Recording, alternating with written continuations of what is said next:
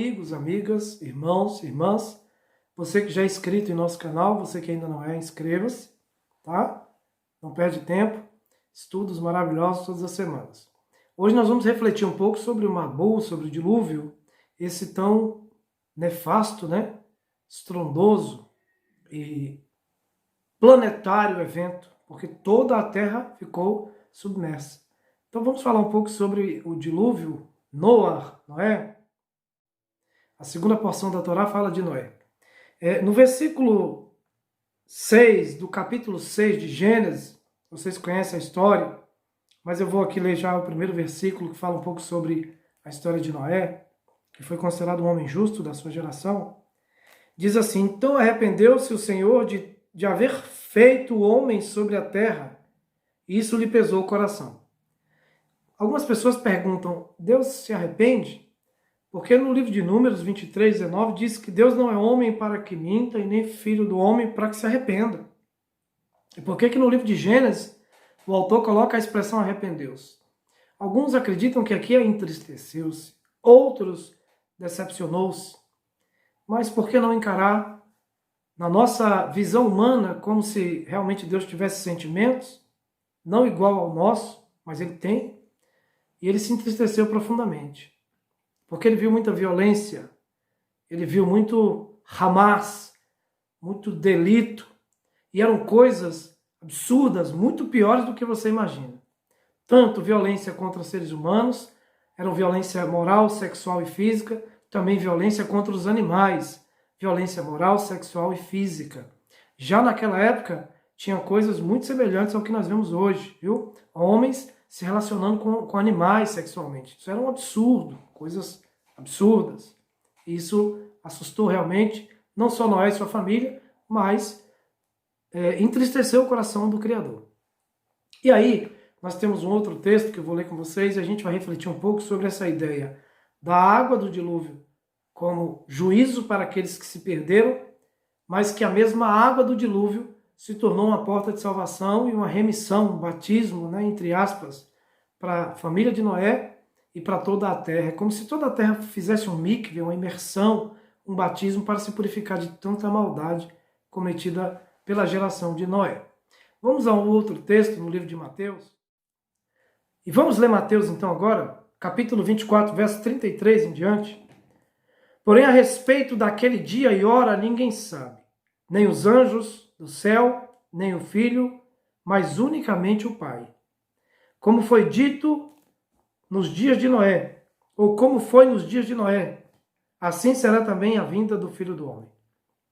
Pois assim como nos dias anteriores ao dilúvio, comiam, bebiam, casavam-se e davam-se em casamento, até o dia em que Noé entrou na arca.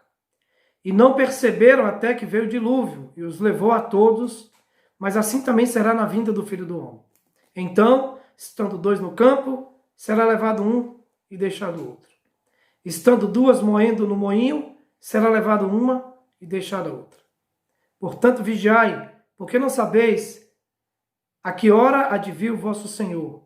Mas considerai isso, se o pai de família soubesse a que hora viria o ladrão, vigiaria e não deixaria sua casa ser arrombada. Por isso estáis vós também apercebidos, porque o Filho do Homem há de vir a hora em que ninguém vai pensar. Gente, a nossa geração hoje é uma geração realmente enfraquecida na esperança da vinda do Filho do Homem. Você facilmente encontra pessoas que já foram de algumas religiões ou até já frequentaram algumas igrejas. Você facilmente encontra pessoas que ainda vão à igreja, mas que a sua esperança na vinda do Filho do Homem, na vinda de Yeshua HaMashiach, do Emmanuel, do Cordeiro de Deus, né, está realmente enfraquecida, está apática. E essa esperança na vinda do Filho do Homem, para alguns é uma esperança já de 40 anos, de 10 anos, de uma vida inteira. Mas a Bíblia, ela vai através dos apóstolos e até do apóstolo Paulo, por algumas vezes ele vai dizer, irmãos, eu não quero que vocês percam a esperança.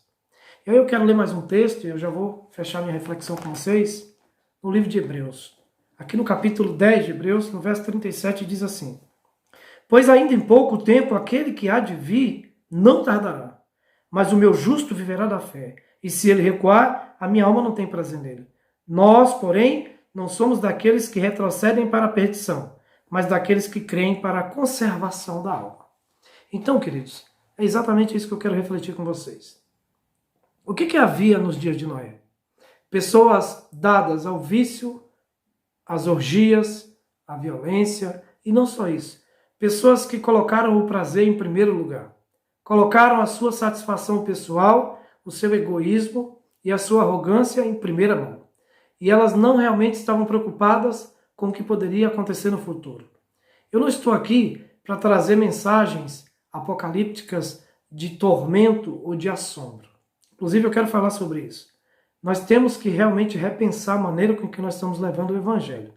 Por um lado, nós não podemos abrir mão de que um juízo está por vir e que todos nós vamos prestar contas da nossa vida, das nossas atitudes perante esse Criador bondoso, magnífico e longânimo. Todas as almas vão se apresentar e voltar ao bojo, voltar ao Criador. E lá essa alma vai prestar contas da sua jornada, da sua viagem, da sua vida aqui durante o seu tempo. Todos nós temos que ter consciência que havemos de prestar contas diante do Criador. E é sobre isso que eu quero finalizar essa reflexão. O que Hebreus está dizendo? Deus não tem prazer nas pessoas que recuam da esperança e da fé. Se você é uma pessoa que tem fé, se você é uma pessoa que tem esperança, eu quero te afirmar. Alguém esperava que haveria um vírus como este que nós enfrentamos recentemente? Alguém poderia imaginar que o genocídio aconteceria? Alguém poderia imaginar a bomba de Hiroshima ou Nagasaki? Alguém poderia imaginar que a Terra começasse a tremer em todos os lugares do mundo? Você poderia medir ou prever todas as catástrofes que estão acontecendo conosco hoje?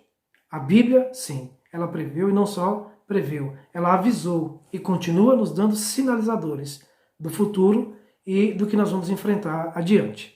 Mas, mais uma vez, eu afirmo e reafirmo, eu não quero trazer aqui mensagens apocalípticas, porque inclusive na nossa visão aqui da Escola de Profetas e na nossa visão teológica que nós temos ensinado aqui, nós colocamos os nossos alunos para refletir sobre uma coisa. Apocalipse não é um livro que Deus tem prazer em cumprir. Quando Deus decreta uma praga, uma profecia de aviso ou de condenação, Ele não tem prazer que essa profecia tenha sucesso. Qual é o prazer do coração do Criador? Que o homem se arrependa e que nós mudemos a nossa rota e a nossa visão maligna de ser aqui embaixo. E que façamos o correto, façamos o bem, façamos aquilo que a palavra de Deus nos orienta, para que não caiamos nesta tão grande condenação preparada para os filhos da desobediência. Assim como na geração de Noé, tem pessoas vivendo como se o mundo nunca mais fosse passar por um julgamento. E nós temos que avisar você, aqui na Escola de Profetas, teologicamente falando, biblicamente falando, Jesus diz que a vinda do Filho do Homem será como nos dias de Noé, onde as pessoas vão estar bebendo, casando, vivendo ao seu bel prazer. O homem fez do seu estômago o seu Deus. E muitas vezes não pensa e reflete sobre os fatos que são fatos e concretos que estão diante dos seus olhos, mostrando que Deus é real e que o seu Filho é o governador deste mundo e que Jesus herdou esse mundo como herança e vai vir julgar o mundo. Tá certo? Então, não tenha medo do futuro. Se apegue com a palavra, se apegue com a promessa, se apegue às palavras desse rabino tão extraordinário que foi Jesus, que você vai estar seguro e o seu futuro vai estar garantido. Você vai ter paz desde agora para esperar na sua vinda, esperar nessa esperança que é uma esperança eterna. Tá certo? Shalom, shalom. Eu quero desejar para você uma ótima semana. Se você não se inscreveu no canal, se inscreve. E eu estou aqui te esperando próxima semana para falar sobre Avraham Avinu, nosso patriarca.